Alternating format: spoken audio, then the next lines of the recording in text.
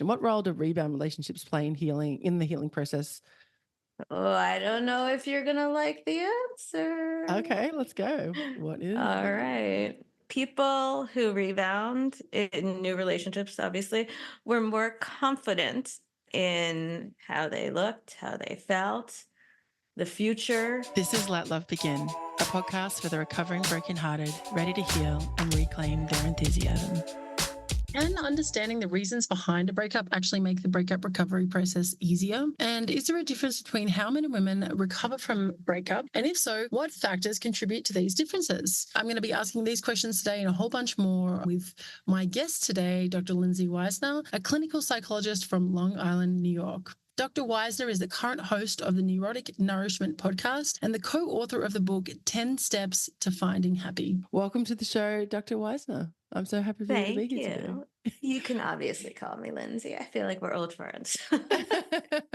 I've only made one person call me doctor and they just piss me off. So Okay, so I'm excited today because we're going to be talking about understanding why some lovers are harder to let go than others. I have a theory about this, but let's get into it and that will unfold as we go. Ooh. So yeah, we're going to jump right in. We're asking the question, understanding why some lovers are harder to let go than others, but can understanding the reason behind a breakup actually make the recovery process easier anyway?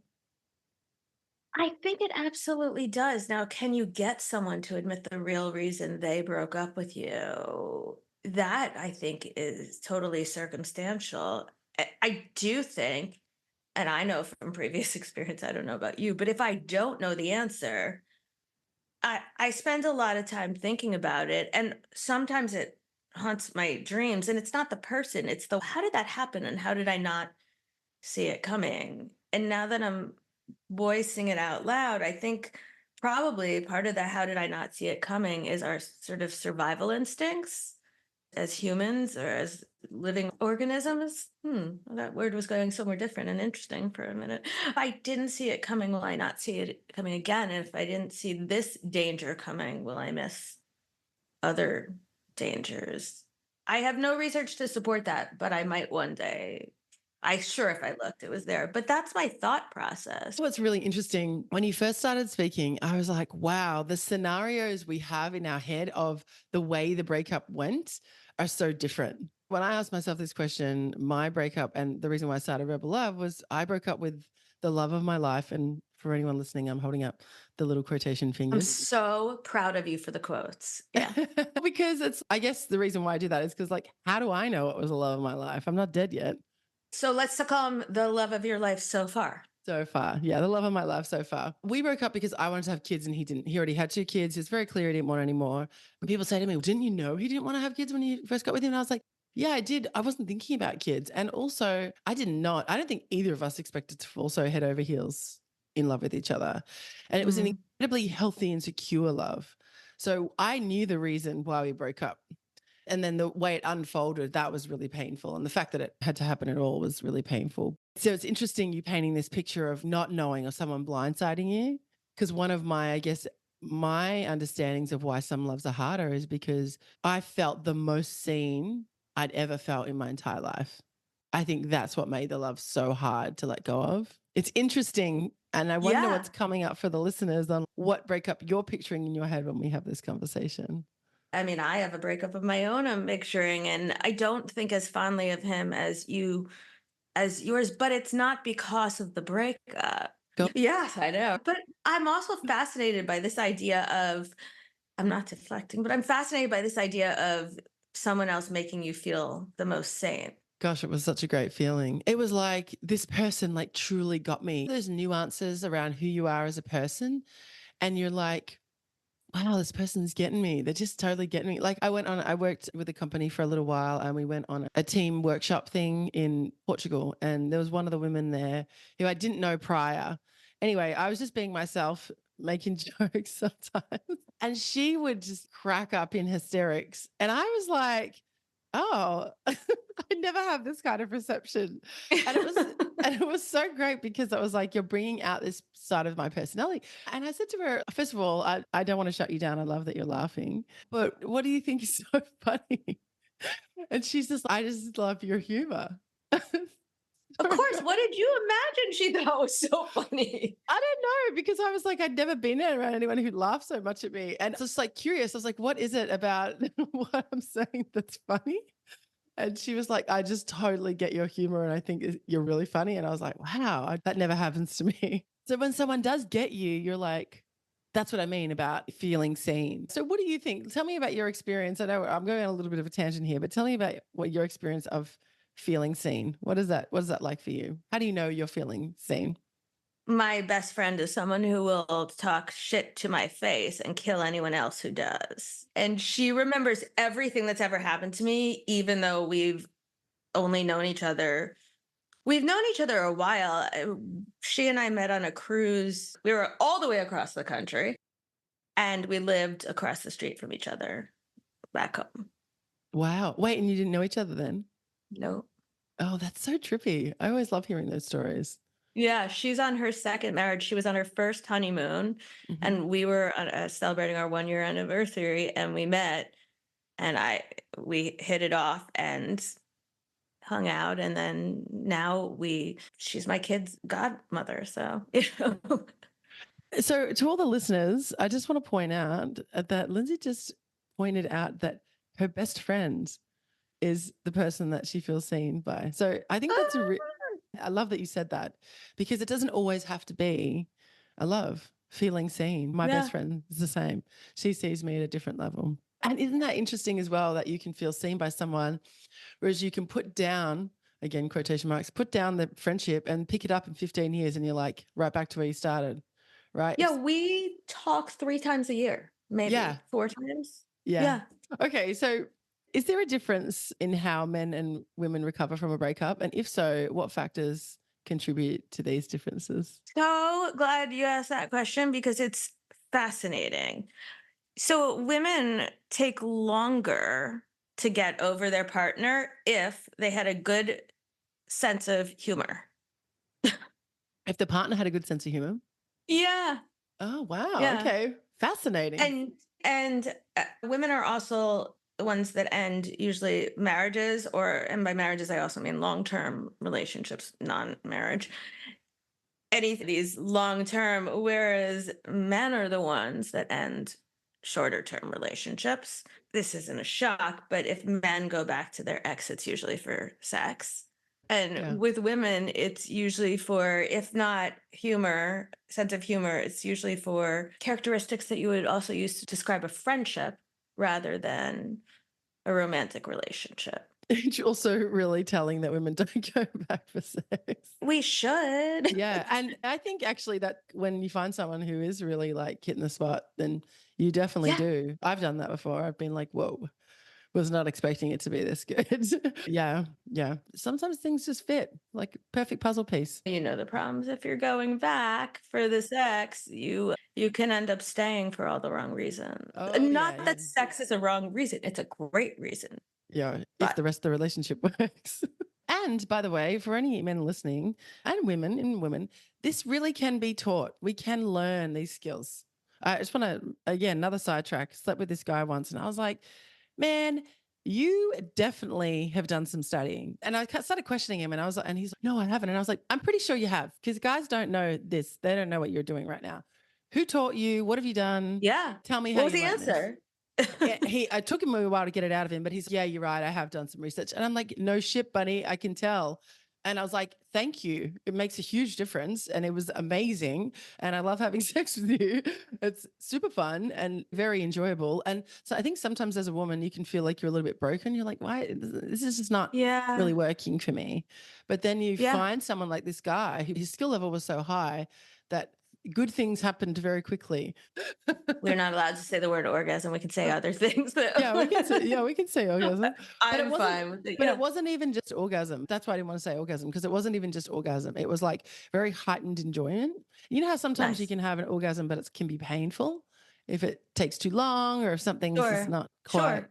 This wasn't like that. This was very enjoyable, but it wasn't quite orgasm. So that's why I was like kind of trying to build up to that. That's But great. yeah, it was really like next level. I was like, damn, you should be doing some workshops, dude. Seriously. Does he any? But you bring a good point. I call women who have no trouble orgasming from penetration. I call them unicorns. I know a bunch of them, but most often it does require some sort of a skill set that we don't talk about enough. And also, I don't know what the exact stats are, but just for anyone listening, yeah, they are unicorns for a reason. Not everyone can do that. And I have, Right? I've Yeah. definitely orgasmed from intercourse. Is that what you said? Penetration or Yeah, intercourse? penetration. Yeah. Yeah, but not all the time. It's not a sure thing. Like I'm not like, let's just do this and it works every time. Definitely not. Which is probably more common. Yeah, you can count on one hand kind of how many times, but it's freaking amazing when it happens. You're like, holy shit, Yeah. something is working really right now. Yeah. It's definitely a different feeling, that's for sure. By the way, the statistic I found is 50% of women, which I think is crap. Yeah, I thought it was higher, that 50%, like higher than that didn't come from penetration. I thought Right. much less, like 80% of women need external stimulation or something like that. Oh, wait, I found a better one that's 18.4%. Yeah. That I believe. Yeah, That's I believe the answer. Okay, what role do rebound? I like this question. What role do rebound relationships play in the healing process? Oh, I don't know if you're going to like the answer. Okay, let's go. What is? All right. People who rebound in new relationships, obviously, were more confident in how they looked, how they felt, the future. The ones And that did rebound? the ones who did rebound. When you're talking about these stats, is this for all parties involved? It's interesting. So in general, it's mental health is also related to relationship. Yeah, that's the one I thought you wouldn't like. No, I like that because I've interviewed some people, doctors, coaches that are like anti-rebound, and I've always thought I always thought that was a very strange, hard and fast rule because I was like, that doesn't make sense to me. I think moving through my relationship, I had an incredible relationship in Canada with a Canadian for a year. He picked me up. We hooked up one night. It was incredible sex. So I was like, oh, let's do this again. A year later, we're still doing it. He was amazing. We had so much fun. We loved the same things. We had a great time. It was a very enjoyable, highly just indulgent relationship. And it was incredibly healing. It was one of the things that really helped me move forward. And I'm still friends with him to this day. We're not together, but I'm still friends with him. I also have a pretty positive rebound. My husband was my rebound. Yeah, and we have a 15 and 13-year-old, and we've been together 23 years. So yeah, the rebound. I think I did it wrong. Yeah, I mean, I'm happy, but I did something wrong, obviously, in the whole rebound thing. Or something's working really well. This is true. The other interesting thing about rebound relationships is, and this is where I say there's a gender difference. So for women, I mean, a rebound relationship is good overall for both genders, but actually, when men enter into a rebound relationship, it's because they tend to have lower levels of support, like social support, and because they want to get over their ex. All right. So here's another good question. How can people recognize signs that they're not fully recovering from a breakup and that they might need additional support? I think this is an interesting question because it requires some level of self-awareness. And if we don't have that level of self-awareness, how can we really know? I think your best friend and my best friend would both tell us straight out. When I was thinking about this, on one hand, I mean, the safety answer is if you're experiencing symptoms of depression or wanting to harm yourself, obviously those are signs, but also listen to the people who love you. If other people are telling you that you're not yourself, or if we used to run 10 miles, because obviously we used to run 10 miles, right? I know I never could. If we used to run 10 miles and now we can only run like a half, there's something wrong. And the same way your mental health. I think we all secretly know inside how we're doing. It's a matter of when we're ready to admit it to the outside world. I love that. Yeah. And I just want to go one step further with the listen to people around us. Listen to people you trust around you, because we may have family around us that it's like, you know what, I don't really value your opinion that much. So find someone that you trust and value their opinion. Sure. I would not listen to my mother. It's one of these things. Yeah. Yeah. You've learned. You've got some history. There's obviously some reason for that. Oh, and also whoever it is, even if you trust them, be aware that when they're offering advice, particularly about a breakup, because we've all had them. A part of that advice is about you, and a part of it is about them. Yes, that's a very good point. We've all got our shit. Like we've all got, whatever we're calling it, we've all got our shit. And when we give advice to people, it's about us and them. But ultimately, you're the driver of your own train. You are in control of your own destiny. And if you make if you make a silly mistake, it's okay too. Yeah, that's how we learn. All right, here's a really age-old question or debate. People are like, oh, just cut them off, cut them off. Why is it important to avoid staying in contact with an ex, even if the breakup was amicable? So I write for Psychology Today. I have a blog. 6 months ago, I wrote something, and it was like, do not stay with an ex in any way. And I had all this research, and it's of course gone from my brain and computer now. But I do know that's an absolute no. Why? Let's look for one point at what I said earlier, that men often, they'll go back for sex. I mean, we've just admitted that we would too. People, supposedly, for this one study I read, it said there's 4 reasons why we stay friends with exes: security, practical reasons, something called civility, which I translate into we have to get along for our kids or dog or hamster. Yeah. And then unresolved romantic desires. And Yeah. guess which one has the worst outcomes? Unresolved romantic desires. You got it. Yeah. Yeah. And it makes sense. I mean, we're still looking. If I'm the actor in this one, I'm still looking for something that my partner has already told me that they can't give me. When I look around at I think back to my friends who are really good at this. Like I have a particular friend of mine who I've been friends with for like 20 years. He is the king of cutting off his exes. Like the minute one of his exes he was with for a couple of years, she definitely wasn't the right fit for him. And I think everybody knew it. He eventually found out and knew it too. When they broke up, he has a lot of tats. And when they broke up, he got a cross tattooed on his back and a date. And I was like, hey, what's with the tattoo? And he's, oh, that's when I broke up with X. And yeah, that's the date the relationship died. And I was like, damn, and so he's still got this cross on his back, and he goes, that's it, I'm done. I'm never going to see her again. And he never did. He was so good at just, okay, we're done. See you later. And he'd cut him off and he would just move on. And I was always a little bit envious of that because I'm not able to do that. Listen, I've run into 2 exes on planes, 2 different exes at various points in my life on planes. Another one at a friend's wedding, which that's expected. I obviously was pulling my hair out with that for months. I think it's amazing that that he could do that and stay with. I mean, I would have to cover my eyes in airplanes. And I'm sorry, in airports, probably. Yeah, I don't know. He never mentioned he ran into him. He just moves on, and he's married now. And yeah, I think he just did what was right for his mental health, and it seemed to work out for him. I agree. The tattoo is an interesting decision. A very interesting decision. He's like that though. He'll just I think it's a tattoo person thing where they're like, oh, so something happened in my life. Let me tattoo it on my body.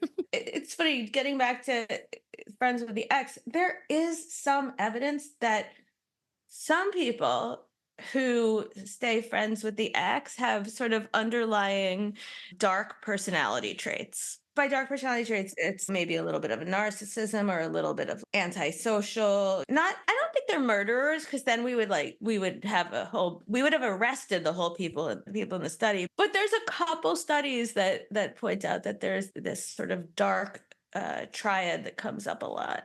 Oh my gosh, I'm friends with a lot of my exes, not all of them, but one of my most significant exes is like one of my best friends now, with him and his partner.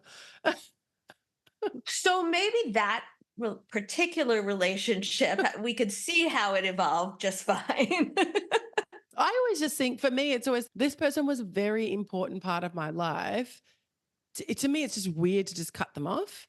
But I also do understand the side of I have to move on. And as I get older, I think the reason why it's easier now is because, one, I'm more mature and I can handle my feelings and emotions a lot better and move through them more efficiently. But I also think that look, if you realistically know it's not going to work with this person, you've only got a limited time on the earth. Don't waste your time wallowing. You've already done that. Yeah. You know where it ends. Just move forward. Just let the person go. Enjoy your life. I wish you well. See you later. Good luck. I'm not going to go on my way. I agree. It's funny. I was thinking, do I have any exes that I'm still friends with? And currently, no. But my husband, when we were dating before we got married, one of his exes moved back to the States. She had been out of town for work and around the block from our house. And at first, I was like really jealous or concerned. And then the more we hung out, I was like, we're cool because if he's in love with me, like this woman and I were polar opposites. And I was like, listen, there's no way. We both had big boobs. That was like the connection. But other Right. than that, I was like, no, I'm fine. You can hang out with her. She's boring as fuck. So I don't Right. mind. Hopefully I she doesn't love listen to that. this. But really, yeah. Hopefully she doesn't. Yeah. Do you know? Oh, You know? fingers crossed. We'll find out. Oh my God, that's so funny. The other thing I think is, I remember someone I was dating for a little while. He was talking about his child's mother, who, by the way, he was never with. They had a one night stand and accidentally had a baby. He's, do you get weird around so and so? And I was like, no, not at all. Why would I? And he's, oh, I just thought it might be uncomfortable for you. And I was like, why would it? You've never been with her. And I said to him, if you wanted to be with her, you would have been with her by now. And he's, yeah, true that. And I was like, why would I feel threatened in any way, shape, or form? The only reason I'm jealous of her is that she's the mother of this beautiful little boy who's like the most Right. incredible kid. That I'm jealous of. But But I everything think else, that's lovely, you right. Yeah, know? he's such a great kid. So I was like, obviously, you're both doing something right because he's an incredible child. So that was the only thing. I would celebrate you being with her because then the kid would have both of the parents together. And I think it's lovely that that you could see that. Really, I think it's adulthood for us. Okay. I think this is good. Do you think we're getting any closer to the question of why some loves are harder to let go of than others? Let's revisit that question. Yeah, I mean, I think the answer is there's twofold. I wish I had a brilliant way to sum this into one, but it's people who you thought you were going to be with forever. You know what it is? It's people that who we've used our fantasy world, our imagination. We're future paced with, Yes, exactly. Thank you. That's great. That's brilliant. And where we thought we were going to be there with them forever, or we thought we were going to marry them, or they're our first love and it's the only thing we ever think. right. What is first love? It's only love. It's your only love in your mind because how could you ever get over that first? With your first love, whatever it is, it's heartbreaking Oh, yeah. when it ends. And so any sort of reality for world for yourself that you envisioned, it comes crashing down. And those are the ones that take a long time. I'm Mm. thinking about you though. Yeah. I think when we think about loves that take are harder to let go of, some people's minds might go to, oh, I've been with them for ages. But I'm not sure that's necessarily true because I think that the quality of a relationship, like you can have a 5 month relationship that is just Yeah. so connected and so synergistic for whatever reason, and just be like, holy shit, this person's just totally rocking my world. And then for some whatever reason, it can end. And that could have more impact on you than a 6 year relationship with a person that does not rock your world. Yeah. I don't know anything about a time length as having a Yeah. bearing on it. It doesn't Right. mean it's not out there somewhere. It's just that you can fall in love in a day or an hour. I think what's coming up for me in the context of this question is, how honest are we willing to be with ourselves about like how much this person really touched us? And I think that's the answer of why some are harder to let go than others. Some of them are superficial. Oh, like you said, oh, it's not superficial is not the right word. I guess they're not as deep as, oh yeah, I had all these ideas that we were going to be together and get married and have kids. And okay, that's all great. But what was the connection with that person? What was the Right. actual foundation of you, how you can be who you actually are with them? Let's spin it around. We were talking about sex earlier. What if this is the first person who's ever gotten you to orgasm? There's a level of relaxation there, right? There's a level of Yeah. like guards down, letting go. I think when I can only speak for myself, but if I'm stressed out or thinking too much, I can't orgasm. So there's a level of comfortability there. And then you might fear it won't happen again, or you might not know this consciously, but you might be subconsciously grieving the end of your sexual fantasy or the end of this passion that you experience and have a fear that you'll never experience it again. 100%. When I broke up with my love of my life so far, I grieved many things, and one of them was our sex life. And it was separate Yeah. to my Yeah. connection, my heart connection with him, because our sex life was incredible. It was really good. And it was great because we, like, the puzzle pieces fit together really well, and we were like, the compatibility and what's the word? The spark was so strong. But it was also that I loved him. It was like, yeah, we're great Yeah. in bed technically, but also I love you. So it just tenfolds everything in the best way possible. And it Right. was so hard to let that go. And I literally thought, I'm never going to have great sex again. It's going to be shit. And then I met the Canadian guy, and I had a different, it wasn't the same, definitely wasn't the same, but it was as great in a different way. Yeah, I can't imagine how difficult it was for you to become the person that you are today, because I know how much you loved him. It was really difficult. I felt a lot of things. It was just like my heart was ripped out of my chest. I know this is like super corny, even saying this, but you know, in like the Twilight movies when Edward leaves Yeah. her and she's Of course. depresso for 10 years. Yeah. Well, It's slightly better in the book than the film, but yeah.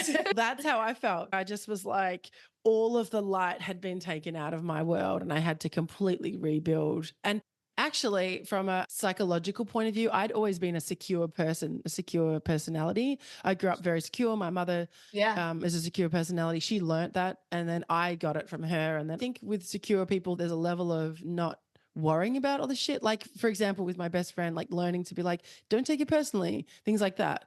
But when I broke up with him, I went from secure to anxious. And I read in this book that it's actually quite hard to lose the secure. Like, once you're secure, it's pretty The secure solid. attachment. Yeah. Yeah, most people keep the secure attachment, but it is possible to shift.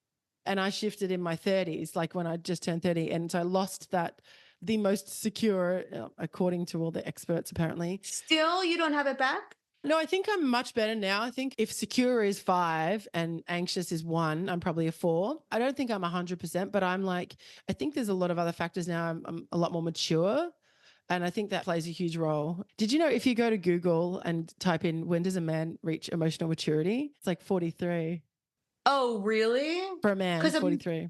a man's brain doesn't, a women's brain fully developed by 22, 23, and men's not until 26 or 27. Yeah, it says 43. Yeah. A now famous study in the UK from 2013 states that the age at which an average man reaches full emotional maturity is 43. That's 11 years later than the woman who reaches that at 32. The reason why I mention that is because Yeah. I feel like I'm just turned 41. I feel like I am more secure, I'm more mature now than I have ever been. I've just got this vision. When you're young and people are like, oh, you wait till you get older, you'll see shit you haven't seen. And you're like, yeah, whatever, old person. But it's so true. And so I think there's a little bit of that. Am I back to fully secure? I think I've morphed. So in a good way, I've done a lot of growth. I've done a lot of work. So it's helped a lot. Hey there, it's Talia here. And I wanted to take a quick break to let you know that I started this podcast when I went through my most significant breakup. And what really helped me at the time was listening to other people's stories of healing and how they transformed through their breakup. That really helped me understand what I was going through and really gave me hope that I could get there too. Before this podcast, I created an online summit where I interviewed 21 experts talking about different aspects of breakups and how we can let go of our ex and begin to open our hearts again. It's called the Let Love Begin Summit. And if you're interested in watching or listening to the summit, you can go to rebellove.com/summit and use the code podcast for 20% off. It's usually just $21, which is $1 per interview, but you can get it for around 16-ish using the code podcast. I hope you get as much out of it as I got making it. Okay, back to the episode. I feel like you read my mind, because that attachment is really key to how people get over breakup. Attachment is something that was determined. I mean, the original studies were on 2 and 4-year-olds, you know? Right. So, but nonetheless, it's this idea that when you have kind parents who do what they're going to do when they say they're going to do it, you develop this secure attachment. And it's true. I don't know what the percentages are, but many, I would like to know what secure attachment is. Let's put it like that. Yeah, right. I'll quiz my kids later on how secure they Bill, but it's not something that everyone has, and it's tough, and people tend to be, they can sort of move. I'm blending theories. It doesn't matter. They move towards people too much, or they move away from people, or they argue with people, and these are all ways to sort of try to protect your heart. In truth, it's not really about how much time a breakup should take, or how some people do or don't. A bunch of studies have supported the idea that it's really about attachment, and that more secure attachments will get over it. I'll say faster and fuller. So we should all be good parents, I guess, or perfect parents, or I don't know. I don't know if Somehow, perfect parents exist. I think you summed it up really well. I think it's basically what you said was integrity. Do your actions yeah, match your words? Are you doing what you yeah, say you're going to do? That's it. Because that's all the kid needs to know. If you can't do what you say you're going to do, tell the kid, hey, Johnny, I'm really sorry. I said I'd do this thing, but this other thing happened and I'm so sorry. I can't do it. Let's reschedule. And I promise I'll do it. And if you promise, you better damn well keep that promise. Yeah. yeah. No, I have a working mom who, when kids were younger, we were some sort of the fewer, and she said, I made it known early that I wasn't going to make every school event. And her kid had realistic expectations. And Exactly. And there's nothing wrong with that. You're not yeah, superwoman. You know what I mean? I think that's better than saying you're going to come and then not coming. It's like in a relationship when shit goes wrong, it's not about the fight, it's about the repair. How exactly. how we're repairing this. It's the same with kids. How we're Yeah. repairing this. Like my mom was very solid. And I think I'm learning as I got older, that was very unusual that mothers are very, and she was a single mom raising three kids, but she was also doing, first of all, she's a counselor, and she was also doing like pretty much my whole childhood. She was studying herself psychologically. So she was able to, she had a very high level of self-awareness, and she had a very calm demeanor. So she wouldn't fly off the handle. She would calmly assess things and then act accordingly. And I don't have that gene. That's Yeah. skipped me. All right. So I've got a couple more questions before we wrap up, and we're going on a lot of trains, which I like, to be honest. But, Yeah. next question is, how does the loss of a significant relationship impact individuals' perceptions of their future relationships and their ability to trust again? I think that's a big one. People tend, and I've definitely been guilty of this, moving into absolutes. Oh my God, I'm never going to find this again. I'm never going to trust anyone Yeah. again. I'm never going to have great sex again. What are the impacts of that? I guess I'm not alone in that. You're not So, alone. I don't think so at all. And I think that the answer is interesting. I think it's much like attachment, it's about patterns, not just individual behaviors, if that makes sense. There's a fascinating patterns and expectation. There's a fascinating study where they followed people through three relationships: the relationship they were in when the study began, and then the two subsequent ones. And one of the things they found out is that if the individual had cheated on their first partner, they were more likely to I think it was 3 times more likely to cheat again. But if you suspected your partner of cheating in your first relationship, but it was never proven, you're 4 times more likely to believe that again. really interesting. I thought it was too. And so it really is the patterns, and it really is expectations. And I feel like it sort of gets back to attachment. But if you think about it, getting your heart broken, certainly at a certain age, it's a normal developmental milestone. Yeah, sadly. And we're back to secure parents, or secure parental bonding, which feels like another word for attachment theory, where, you know, if you have this and you're thinking about your next relationship, you're like focused on the future, and you're also able to appreciate the good moments you did have, And what you then learn. you're golden. Yeah. It very much increases the chances of you getting over it quickly, learning to love again, all of these things.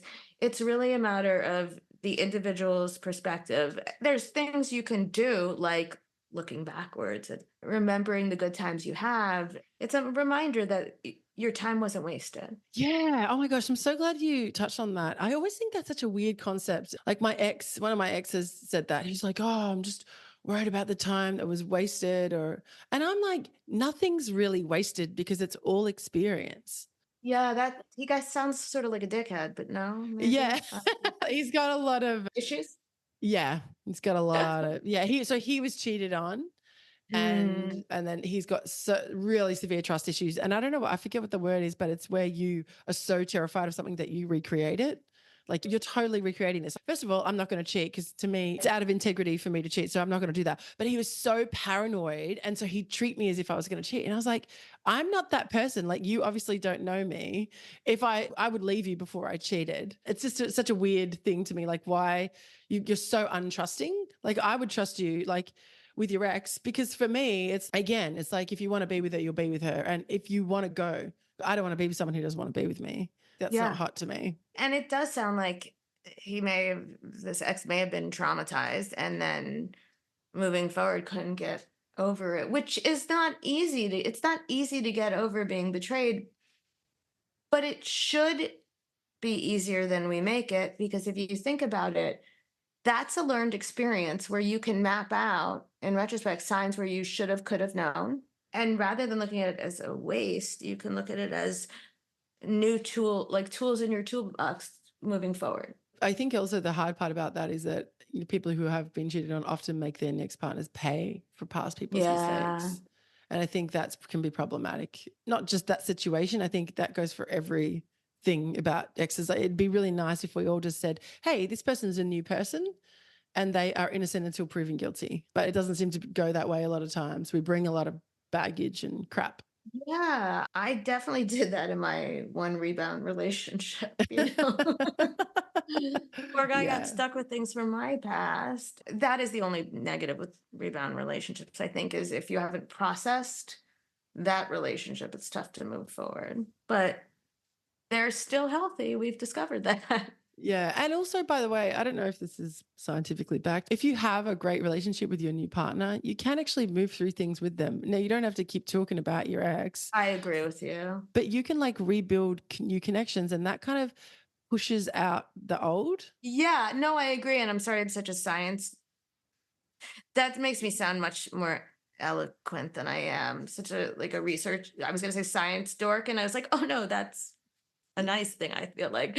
I love it. Yeah. Research backed. We love that. I mean, not to shit on TikTok, but you can go on TikTok and say anything.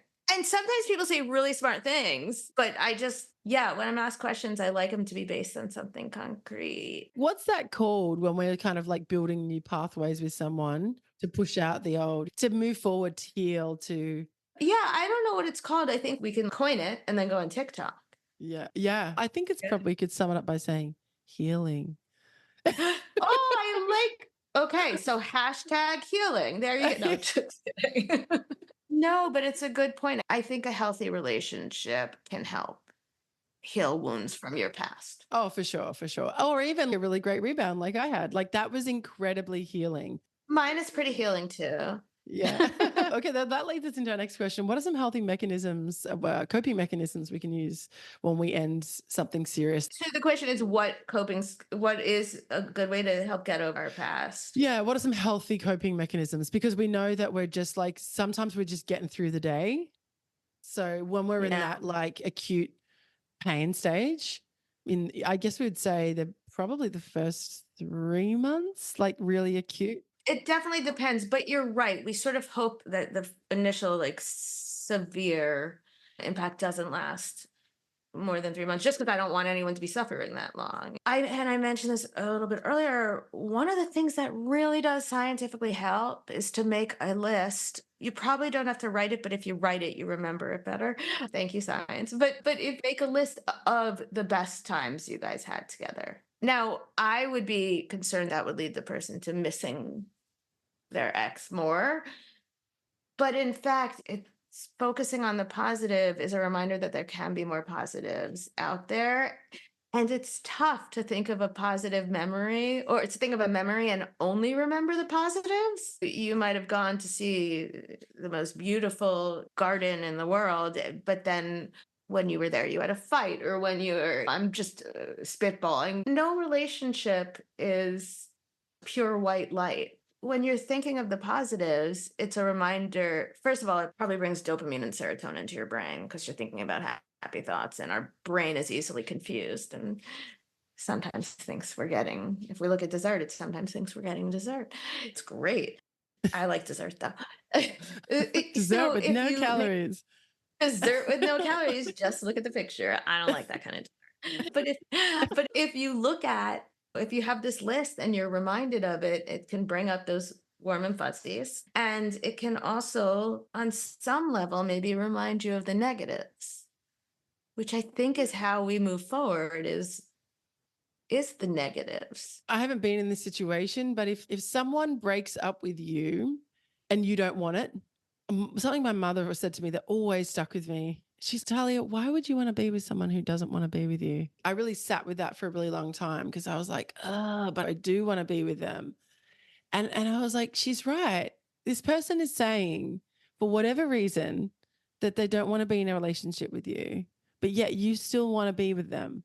We should normalize that being kind of off-putting. Like, not hot. Not, it's not hot that you don't want me. Why would I want to be? There's a million people out there, millions, billions. Why do I want to be with someone who does not want to be with me and who's vocalized that clearly? I think turning that around and going, hey, this is the reality of the situation. And another friend of mine, when I was going through a really hard breakup, and he broke up with me, and I was like searching for the reason, like he wouldn't tell me. And my friend said, I was on a plane. I remember I was crying. I was on a plane, and the plane couldn't leave because a little light in the plane had to be fixed. They wouldn't leave until this light was fixed. And my friend said to me, he said, Talia, why is the plane not moving? And I said, oh, because of the light. And I explained it. And he goes, does it help you knowing that it's the light? And I was like, I guess it's a reason, but not really. The plane's still not moving. And he said, that's it. Doesn't matter why the plane's not moving. The plane's not moving, right? It doesn't really matter what the reason is. It's not gonna take off. Yeah. And I was like, holy shit. Because I was like in it and we were having a conversation and I was searching. And when he said that, I was like, you're right. It doesn't matter. All that matters is that he said he doesn't want to be in a relationship with me anymore. And that's clear enough for me. Sure. My equivalent is an older relative. When I went through heartbreak, college or somewhere around there, one of my older relatives said to me, if he leaves you once, he's going to leave you again. And you experienced that because you told us that you went with someone who broke up with you twice. Yeah, it's true. So I'm all, give it a second, give any relationship a second try if you want. But to me, it is true. Kind of want someone who won't walk away from you. Not kind of, really wants them, Yeah. And like shit gets hard and their knee-jerk reaction is not, oh, well, great, we're done then. Shit gets hard. Yeah. You want someone who thinks you're worth the work. Exactly.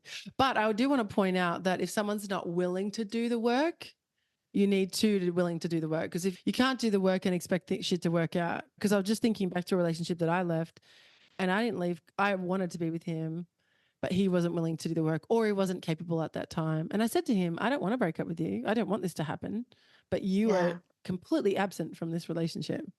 And I cannot be in a relationship with somebody who's absent. It just doesn't work like that. You figure it out. Yeah. And I said to him, I'd love to date you when you're mentally ready. Come back to me when you're ready. Definitely the door's wide open for you. And he was like, I will. I am going through a really hard time. And I go, I know it's not about me. I'm not taking it personally. I don't know. I think you're probably a great person to date. I don't know. You have to ask someone. I think I know, but I think so. And I think that this so far love of your life would probably say some wonderful things about you.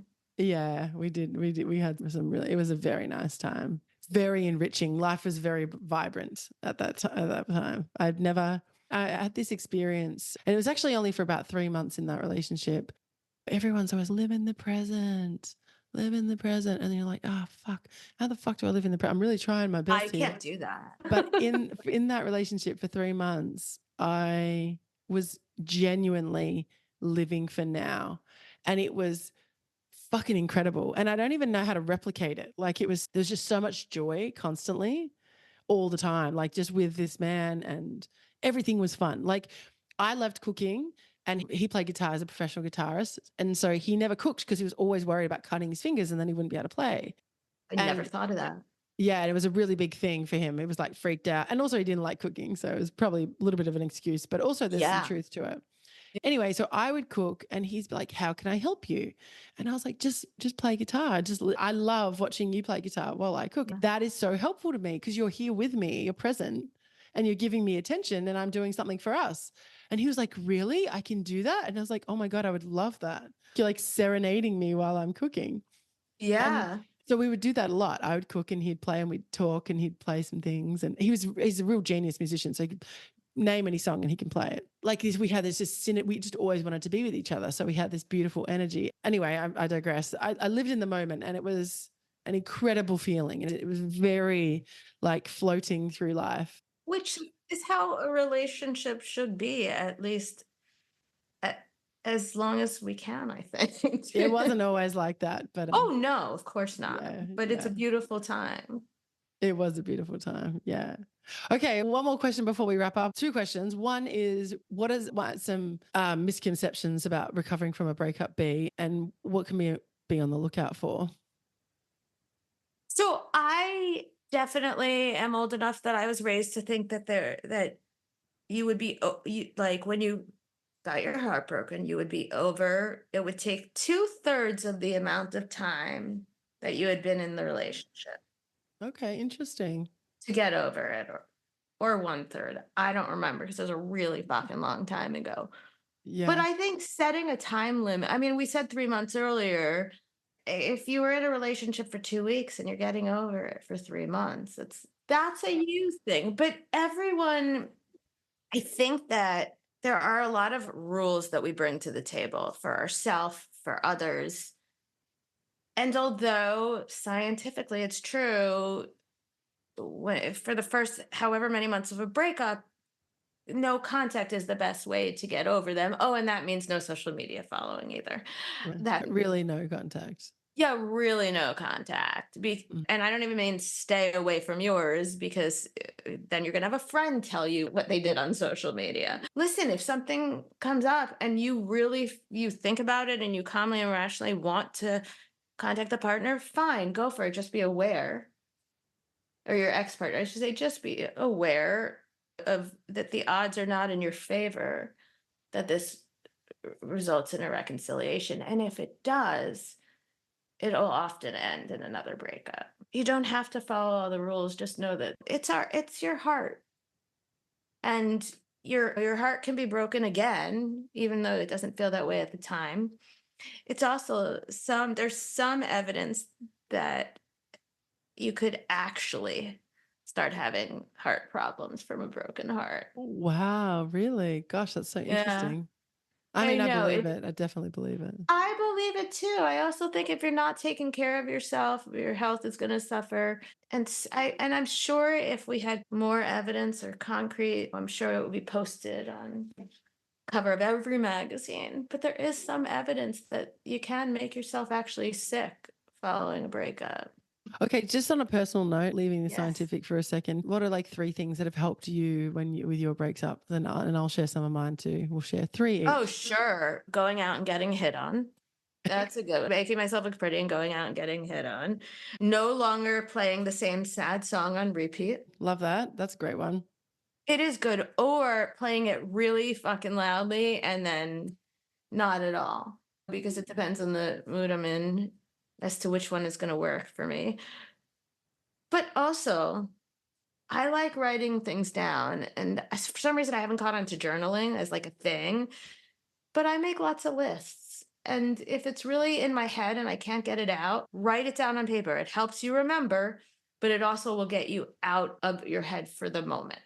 You'll remember it later, but if you write it down, you can also write it down on a paper and crumple it up and throw it or burn it. Burning things is Mm-mm. fun too. Yeah, that is fun. That's true. Yeah. What are yours?